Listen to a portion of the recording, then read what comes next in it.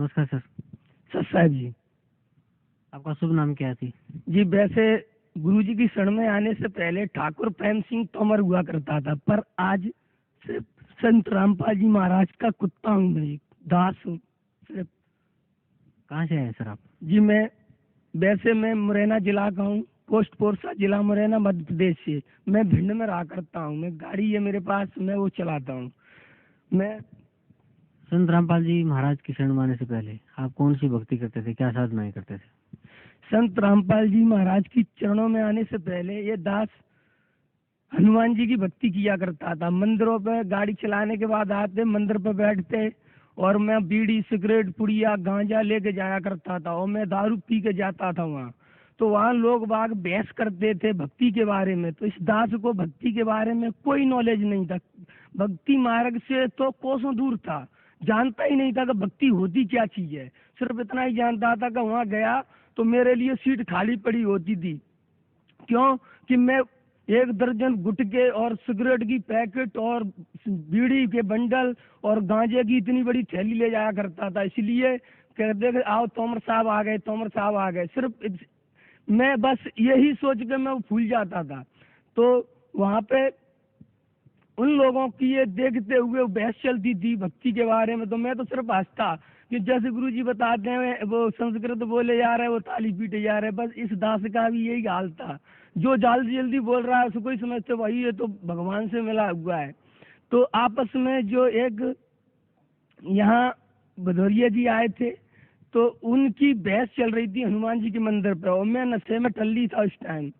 ये तो मालिक की दया है, मैं नशे में टल्ली था। तो वो लोग बहस कर रहे थे आपस में, तो बोल रहे थे परमात्मा कौन है उसके बारे में। तो जो वहाँ मंदिर पे बैठे हुए थे वो रामायण पढ़ते थे, तो रामायण के बारे में जल्दी जल्दी बोल रहे थे। तो मैं समझता था कि ये ही सच बोल रहे हैं, पर इस दास को कोई ज्ञान नहीं था, क्योंकि नशे में पहले से ही रहता था मैं।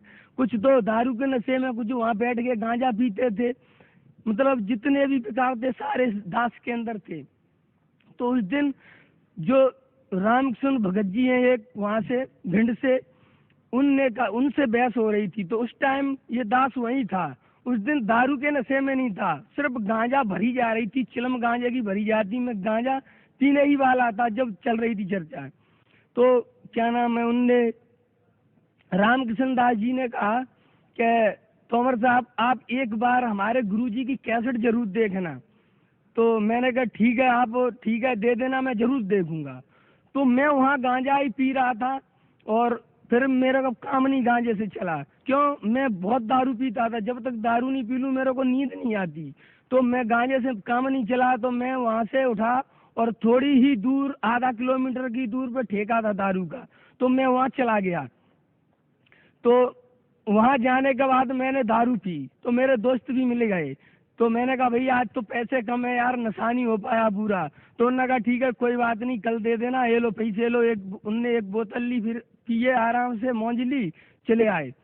तो रामकृष्ण जो दास जो भगत जी थे, वो परमात्मा की जो अध्यात्म ज्ञान चर्चा थी, जो करोथा की, वो लेकर के हमारे घर पर पहुंच गए, डीवीडी समेत। डीवीडी भी समेत लेके गए, कैसेट और डीवीडी दोनों।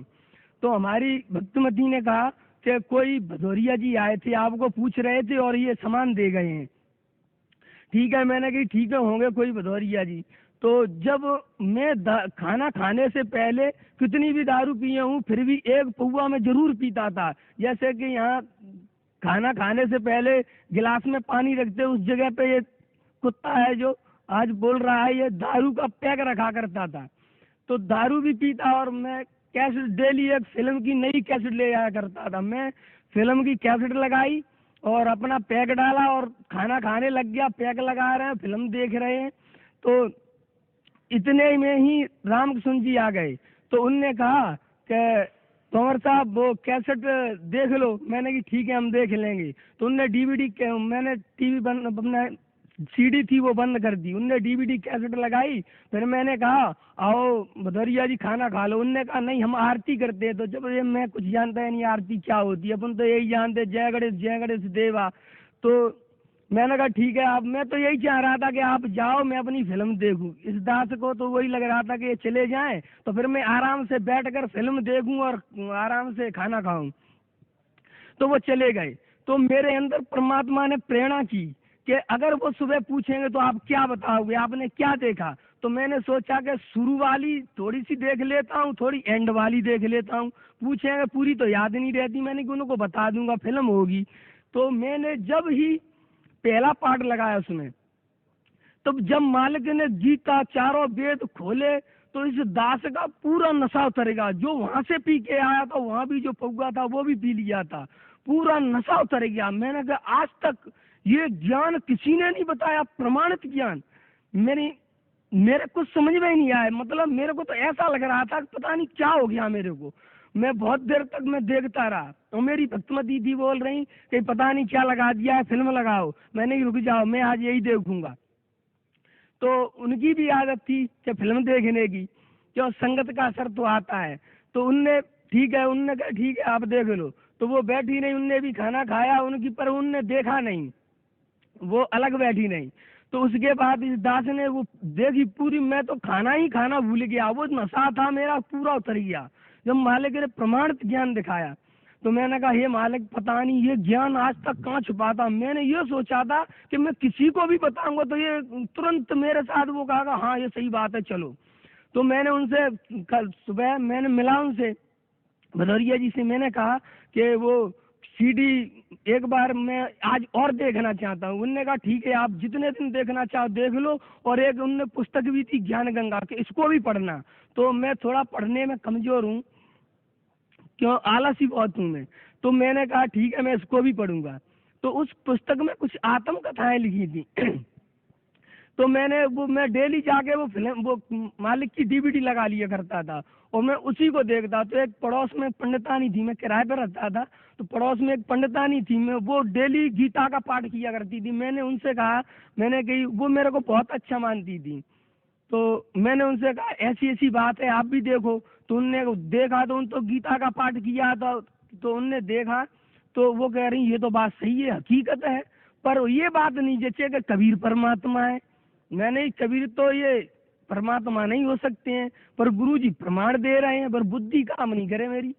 मैंने ठीक है। तो रामकृष्ण दास जी वो भी मिल जाते तो उनसे भी थोड़ी चर्चा होने लगती। वो बताने लगे मालिक ये करते हैं, ऐसा वहाँ होता है ये बात। तो मैं दारू पीना ही भूल गया उस दिन से। पर मैं बीड़ी बहुत पीता था, सिगरेट में पोजीशन डाउन नहीं हो जाए इसलिए तो दिन में बाहर रहता तो सिगरेट की डब्बी रखता जेब में, सिगरेट पीता, घर में आ जाता तो बीड़ी का बंडल पीता था। क्यों, अगर बाहर बीड़ी पिएंगे तो पोजीशन डाउन हो जाएगी कि तो हमारे साथ बीड़ी पी रहे हैं। तो इसलिए मैं मालिक ने इस दास को, जो कि इतना कुछ कह नहीं सकता, इतना गंदगी में पड़ा था, इतनी गंदगी में पड़ा था कि खुद भी विश्वास नहीं होता कि आज मैं इस स्तर पे खड़ा हूँ, कि इस स्तर पे खड़ा हूँ कि मालिक ने पता नहीं कैसे उठाया। बंदी छोड़ने जब मेरे को नींद नहीं आती तो मैं पुस्तक लेता मालिक से, ना मालिक से जुड़ने से पहले ही मैं वो फिल्म गुरु जी की जो कैसेट थी अध्यात्म चर्चा उसको देखता। तो मैंने कि बच्चे डिस्टर्ब होते हैं रात में, उनको स्कूल भी जाना है, तो मैं बंद कर दिया करता था और उस पुस्तक को लेकर मैं पढ़ना शुरू हो जाता। तो उस पुस्तक में ये जादू है कि मैं उसको पढ़ते तो तुरंत मेरे को नींद आ जाती, मैं सो जाता। तो एक दिन मेरे को नींद नहीं आ रही तो मैंने उस पुस्तक को पढ़ा, फिर भी नींद नहीं आई। तो मैंने कि ठीक है अब मैं थोड़ी देर लेटा रहा, बीड़ी जलाई, बीड़ी पी, फिर मैं उस पुस्तक को उठाया, मैंने फिर पढ़ा। एकदम से मेरा बेड पे, मैं जिस बेड पे मैं लेटा था वो एकदम से कंपन हुआ और चारों तरफ से एकदम रस्से आए और मेरे को बांध दिया। तो मैंने सोचा लगता है कोई भूत है, क्यों मैं भूतों से पहले से भी नहीं डरता था। तो मैंने कि आज भूत जरूर देखूंगा, मैं बोला नहीं, मैं शांत रहा। मैंने कि नहीं बच्चे डर जाएंगे, तो मैंने कि पक्का भूत है। तो मेरे को तो सिर्फ यही दहशत थी कि भूत ही होगा। तो मेरे को बेड में रस्से से आए, एकदम से मैं बंध गया। तो एकदम से सीधा बेड, मेरे पलक झपकते ही ऊपर आसमान में, सिर्फ वहां तारे में गुरु जी बैठे हुए आशीर्वाद दे रहे हैं तारों के बीच में। जबकि इस दास ने मालिक का फोटो सिर्फ वही देखा था, वो तारों वाला नहीं देखा था। तो जब मैंने सुबह बताया उनको, रामकृष्ण दास हैं उनको बताया, तो उन्होंने कहा बात तुम्हें तो मालिक ने आने से पहले ही दर्शन दे दिए। तो मैंने कहा मैं मतलब बहुत, उनने कहा कि मालिक को बताना आप जाके आपने दर्शन दिए हैं। तो यहाँ आने से पहले मेरे पास 1 रुपया नहीं, और मेरे पास 2-2 3-3 गाड़ी थी, वो भी डैमेज पड़ी, उनको मैं कबाड़े में बेचने ही वाला था, पर उनकी मैं सोच रहा था कहीं तेज महंगी बिक जाए, इसके तलाश में था। तो गुरु जी ने, जब मैं आया यहाँ, तो आने से पहले वहाँ मोहल्ला पड़ोस के लोग इतनी गंदी बातें बोल रहे थे, इतनी गंदी बातें, वहाँ ये होता है वो होता है। तो मैंने कहा उनसे, भदौरिया जी से, मैंने कि मैं तो रोड पे मिलूंगा, मैं जा रहा हूँ, आप आ जाना। और मेरे पास दिन किराए के लिए 1 रुपया नहीं, जो पंडितानी थी उनसे मैं 500 रुपया उधार लेके आया था। जब मैं आश्रम में आया, तो आश्रम में ये काल है ना, छोड़ता नहीं है ये। तो मैं आते आते भी बीड़ी पी, जल्दी जल्दी बीड़ी पी रहा हूँ, मैं पुड़िया खा रहा हूँ जल्दी जल्दी, जैसे कि मैं स्टॉक हमेशा जीवन भर का कर रहा हूँ। आते आते आश्रम के आते आते भी एक बीड़ी पैंट की जेब में रह गई। तो वहाँ भक्तों ने तलाशी दी मेरी, तो बीड़ी निकली, तो उन्होंने कहा अगर तुम बीड़ी पियोगे तो यहाँ नहीं रह पाओगे। तो मैंने कहा भगत जी मैं नहीं पीऊंगा अब। तो उन्होंने कहा ठीक है, तो मेरी बीड़ी फेंकवा दी, बाहर फेंक के आओ उसको। तो मैं गया, वहाँ छोटे आश्रम में था, तो मालिक के वहाँ दर्शन किए मैंने। तो जब मैंने मालिक के पैर पकड़े, मैंने अपनी जो मेरे साथ बीती कहानी वो बताई, तो मालिक ने कहा बेटा मैं तेरे साथ रहूंगा 24 घंटे, तू चिंता नहीं करना। मैंने उस दिन से बीड़ी सिगरेट पुड़िया जो मालिक ने नियम बताए, मैं दृढ़ विश्वास करके करने लगा। पर मेरे मन में वही शंका पैदा हो जाती है कबीर परमात्मा नहीं है। पर धीरे धीरे जब मालिक का मैं सत्संग सुनता रहा, तो मेरे एकदम विश्वास हो गया। तो यहाँ आने के बाद मालिक ने मुझे जो मेरे साथ चमत्कार किए, मैं सोच भी नहीं सकता। वो सुनता रहता कि परमात्मा ये करता है वो करता है, पर सुना नहीं था। सर, संत रामपाल जी महाराज की शरण में आने के बाद और उनकी बताए अनुसार भक्ति करने के बाद आपको क्या लाभ मिला? संत रामपाल जी गुरु महाराज के चरणों में आने के बाद इस दास को इतने लाभ हुए हैं कि मैं सुबह तक भी बताऊं 4-5 दिन लग जाएंगे, फिर भी पूरे नहीं बता पाऊंगा। इस दास को इतने लाभ हुए, पहले तो इसको ये जीवन दान मिला है। ये जीवन, क्या मैं बीड़ी बचपन से ही पीता था, तो मेरे भाई थे तो मेरे को उल्टा लटका लटका के मारते थे इस बीड़ी के पीछे। उल्टा लटका के, जो थ्रेसर में जो गेहूं कतरते हैं उसका पट्टा होता है, उससे बहुत मारते थे। जो रेस वायर होते हैं, ब्रेक वायर होते हैं, उनसे मारते थे। जबकि ब्रेक वायर की मार बहुत होती है। तो उन जब भी मेरी पीढ़ी नहीं छूटी, सदगुरु रामपाल जी के चरणों में आने से, इस दास के आशीर्वाद से ही आज इतनी नफरत हो गई है कि मैं गांव में जाता हूं तो लोग आग कहते हैं कि ये कोई ढोंग कर रहा है। तो मैंने कहा भाई आप जैसा समझो। इस दास को 2.5 साल होगी मालिक के यहाँ आते होते। तो एक दिन क्या हुआ, 4 महीने के बाद इस दास को सतराम मिला। तो एक दिन मैं गाड़ी से जा रहा था, तो मेरे गाड़ी की पेट्रोल बंद थी और मैं गाड़ी चला के ले जा रहा था। तो मेरी गाड़ी ओवर हो जाती थी वो, तो मैं पेट्रोल बंद कर दिया करता था जहाँ भी रोकता गाड़ी। तो जब मैं भगत के यहाँ पहुंचा, तो मैंने उसकी गाड़ी की पेट्रोल बंद करने को हुआ, तो उसकी गाड़ी की पेट्रोल पहले से बंद। तो मैंने सोचा बगैर पेट्रोल के गाड़ी कैसे 10 किलोमीटर चल के आई। तो मैंने कहा यार हो ही नहीं सकता, मैं तो बहुत अचंभित हो गया। तो एक भगत जी है, उनकी दुकान पे ही रोकी थी मैंने, भगत जी ऐसी सी बात है? तो उनने कहा नहीं ऐसा हो सकता है कि शायद वो बाल खराब हो गया हो। उनने उसके पाइप निकाला, तो पाइप उसमें पेट्रोल नहीं आ रही। तो फिर सतगुरु रामपाल जी महाराज की जय बोली। उन्होंने कहा परमात्मा कुछ भी कर सकता है। मैं परमात्मा के ध्यान में था, मैं सेवा में जा रहा था, तो मैंने कि मालिक ने कुछ भी कर सकते हैं। और एक दिन इस दास को परमात्मा ने कई जगह से बचाया। एक दिन मेरी गाड़ी खराब हो गई, एक दिन कोई झूठ बोल के ले गया कि मेरे को 10 किलोमीटर जाना है, वो था 15-20 किलोमीटर, एक गांव में जंगल एरिया था। मेरी गाड़ी वहां पे खराब हो गई और रात का 1 बज रहा था, सारक का टाइम था। तो वहां पे मैंने कहा, मेरे मन में विचार आए, मैंने कि परमात्मा बताओ अब रात में इस जंगल में मेरे को कहाँ से बचा लेंगे।